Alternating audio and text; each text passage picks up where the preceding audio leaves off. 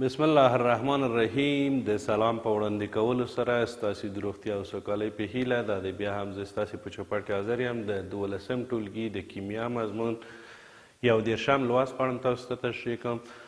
د دې لوست عنوان دی القاینونه. غواړو د القاینونو په اړه خبرې وکړو او د دې درس په آخر کې زموږ هغه هدف چې دی یا موخه چې ده دا دی چې تاسې د القاینونو جوړښت په اړه هم معلومات حاصل کړئ او همدارنګه د القاینونو ایزومري او نوم ایښودنه کې ستاسې مشکل حل شوي او په پوره ډول یې زده کړئ. مخکې دې چې زه د القاینونو په اړه خبرې وکړم، په تیر درس کې موږ د الکینونو هغه لاسته راوړنو په اړه خبرې کړې وې او تاسو ته مو کورنۍ دنده هم درکړې وه. تاسو یې څنګه کولی شئ چې په لابراتوار کې الکین لاسته راوړئ. موږ ویلې چې د الکول د ډیهایدریشن څخه یعنې د ایتانول یا د ایتایل الکولو د ډیهایدریشن څخه موږ کولی شو چې د ایتلین ګاز لاسته راوړو. همدارنګه نورې مختلفې طریقې مو هم تاسو ته ولیکلې. د وخت د کمښت په اساس موږ ونه کولی شو چې د ایتلین هغه لاسته راوړنه چې موږ په لابراتوار کې لرو هغه کار کړو.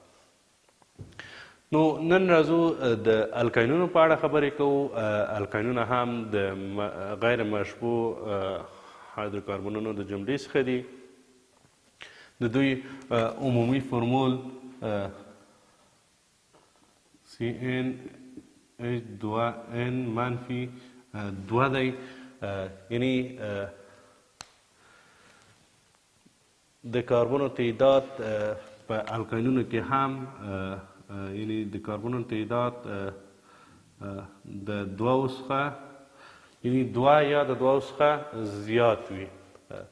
موږ په دې پوهیږو چې کاربون کوم عمومي فرمول چې CnH2n منفي 2 دی، نو دلته د هایدروجنونو تعداد کمیږي. یعنی موږ په الکینونو کې فرمول درلوده چې CnH2n و چې د سایکلالکان سره مشابه یا ورته وه.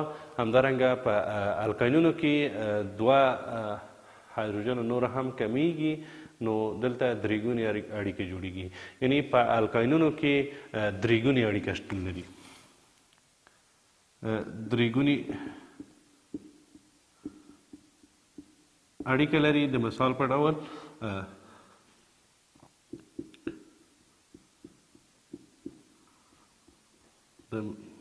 ایسیټلین که په نظر کې ونیسو، ایسیټلین د کاربن او کاربن ترمنځ یې درېګونې اړیکې دي. یوه اړیکه د کاربن د هایدروجن سره ده. دغه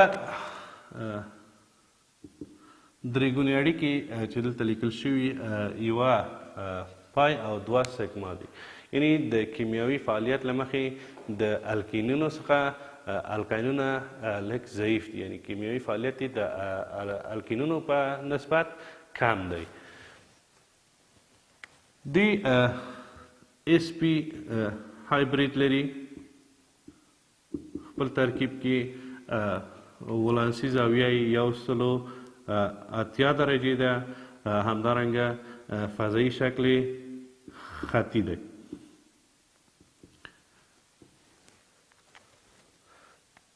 یو مرکب د بل مرکب سره د CH2 په اندازه توپیر لري چې دلته د هومولوګ سلسله هم ویلی شو ورته. په کاربن او کاربن کې د ایسیټلین مرکب کې چې کاربن او کاربن درېګونې اړیکې لري، د دې د رابطې اوږدوالی 126 پیکومتره دی. د هایدروجن او کاربن ترمنځ چې دا اړیکه ده 110 پیکومتره. د نوم ایښودنې په وخت کې کوم وروستاړی چې غوره کوي YNE دی او YLANE هم ورته لیکلی شو. د القاینونو ایزومري د درېګونې رابطې موقعیت په اساس لیکل کیږي.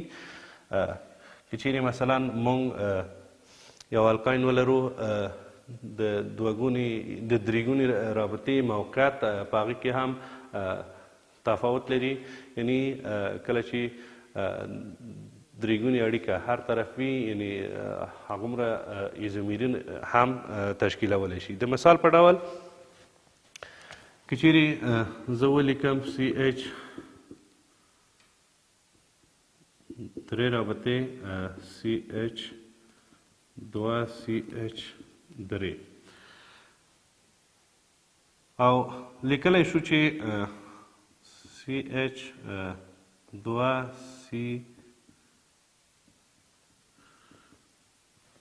درې یعنی د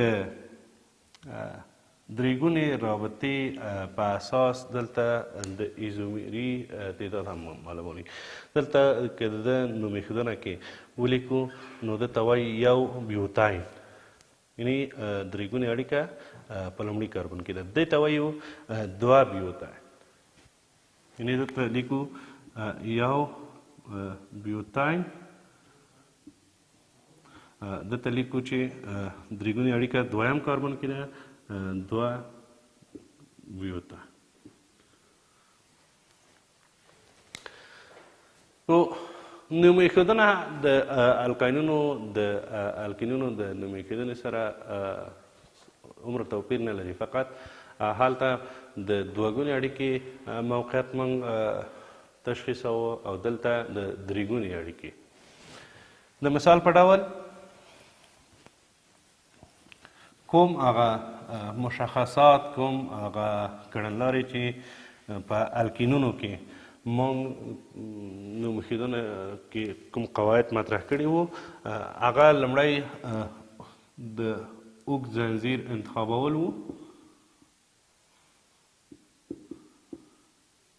د اوږد ځنځیر ټاکل او دغه ټاکنه د هغه کاربن څخه پیل کیږي چې درې ګونې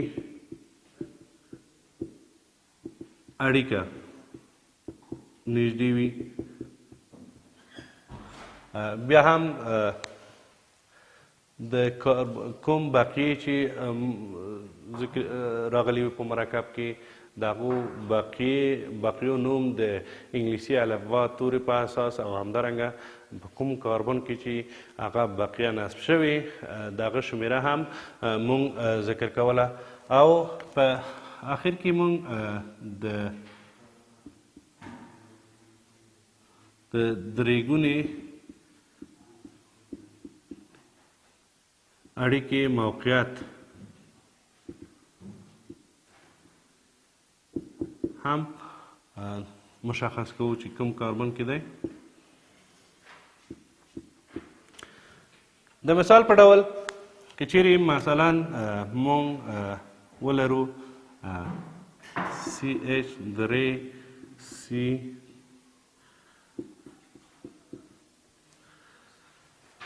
تاسې پوهېږئ دلته دغه مرحلې که مونږ ذکر کوو خوږ زنځیر انتخاب دی او درې ګونې اړیکه که د دې طرفه هم مونږ شمیره ورکو او که د دې طرفه هم شمیره ورکو مونږ دویم کاربن کې درې ګونې اړیکې لرو. نو دلته ویلی شو په یوه طریقه باندې دوه بیوتاین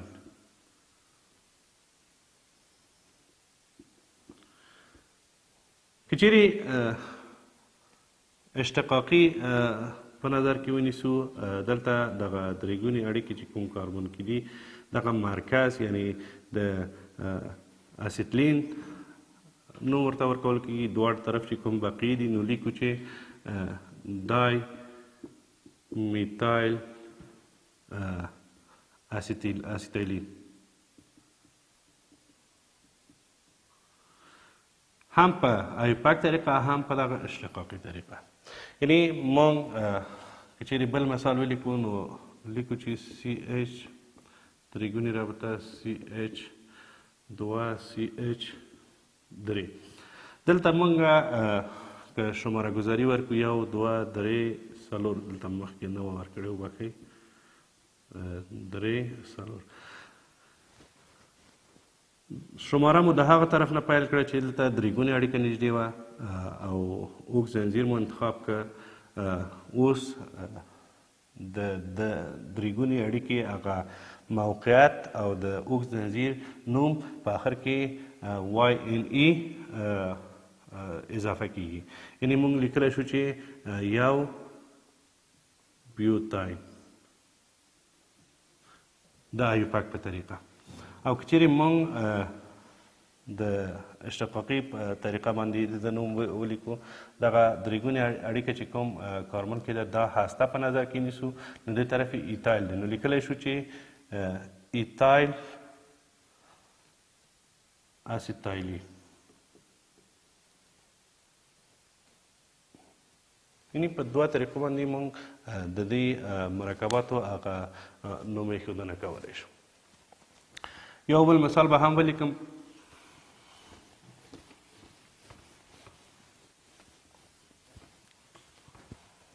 که چیرې مثلا موږ ولرو CH3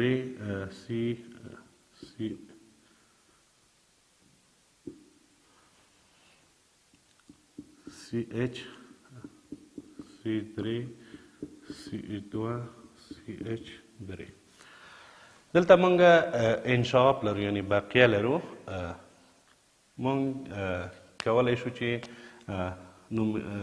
اوږد زنځیر انتخاب کړو. اوږد زنځیر دا دی او نمبر ورکونه د هغه طرف نه شروع کېږي چې هلته درې ګونې اړیکه نږدې وي: یو، دوه، درې، څلور، پنځه، شپږ. دلته لیکلی شو د ایپاک په طریقې په اساس چې څلور میتایل، دوه هیګزاین. د ایوپاک طریقې په اساس. او که چیرې اشتقاقي طریقې په اساس موږ ولیکو، دغه کاربن موږ هسته په نظر کې نیسو، نو دلته میتایل دی او دلته ایزو بیوتایل. یعنې موږ داسې لیکو چې میتایل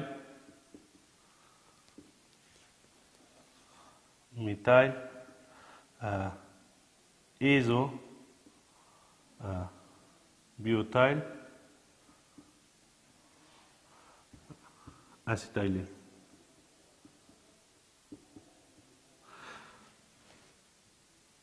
دا د دوی نوم ایښودنه وه. موږ کولی شو په دوه طریقو یا په درې طریقو چې هغه معمولي طریقه هم پکې ذکر شوې، د الکاینونو نوم ایښودنه وکړو. په همدې طریق ډېری مرکبات چې د دوی په کیمیا کې راغلي کولی شو د ایپاک طریقې په اساس نوم ایښودنه وکړو. ایپاک یو خو بین المللي ده، بل هغه کړنلارې چې دي په ټول ځای کې قبول شوي او هغه طریقه اسانه طریقه هم ده او کولی شو په هغه اساس موږ د مرکباتو هغه اصلي نوم یا مشخص نوم چې دوی لري په کیمیا کې ولیکو او مرکباتو ته نوم ورکړو. نو موږ په دې درس کې د الکاینونو په اړه خبرې وکړې. ومو ویلې چې الکاینونه عبارت د غیر مشبوه هایدروکاربنونو د جملې څخه دي او د دوی ترمنځ درې ګونې اړیکه ده چې یوه سنګما او دوه پای اړیکې جوړوي. د دوی هغه ولانسي زاویه 180 درجې ده، فضایي شکل خطي دی. همدارنګه عمومي فرمول یې CnH2n-2 دی او په نوم ایښودنه کې هم د دوی هغه نوم ایښودنه د الکینونو په اساس کیږي، فقط دومره توپیر چې هلته دوه ګونې اړیکه په نظر کې نیول کېده، نو دلته درې ګونې اړیکې په نظر کې نیول کیږي. د الکاینونو کیمیاوي فعالیت نسبت د الکینونو کیمیاوي فعالیت څخه کم دی. د الکینونو کیمیاوي خواص چې دی هم د الکانونو د کیمیاوي خواص څخه هم د الکاینونو کیمیاوي خواص څخه زیات دی. هلته یوه ګونې اړیکه ده د پای یوه ګونې اړیکه، یوه سګما یوه پای یوه ګونې اړیکه ده. همدارنګه په الکاینونو کې درې اړیکې دي د کاربن او کاربن ترمنځ چې یوه اړیکه د پای، یوه اړیکه د سګما، دوه اړیکې د پای جوړوي. یعنې دوه پای بیا د دوی هغه کیمیاوي فعالیت شی کوي کموي. همدارنګه موږ د الکاینونو ایزومیري په اړه خبرې وکړې چې د دوی ایزومیري فقط د درې ګونې اړیکې د موقعیت په اساس ټاکل کیږي او د الکینونو ایزومیري چې وه هغه هم د دوه ګونې اړیکې موقعیت په اساس او هم د فضایي ایزومیري چې موږ تاسو ته تشریح کړه ټاکل کیده. د دې درس د ښه پوهېدلو لپاره موږ کورنۍ دنده تاسو ته درکوو. په 83مه صفحه کې فعالیت دی چې درې مرکب یې راکړي دي، وایي د هغوی ایزومیري او درې ګونې اړیکې موقعیت کې د ایزومیري په اساس تاسو یې ولیکئ. درې مرکبه دي، جامع یا مالیکولي فورمول یې موږ ته راکړي، د هغوی جوړښتیز فورمول او د درې ګونو اړیکو د موقعیت په اساس د هغوی ایزومیري هم تاسو وټاکئ. نو دا و زموږ نننی درس. تر بیا مو په الله سپارم. د خدای په امان.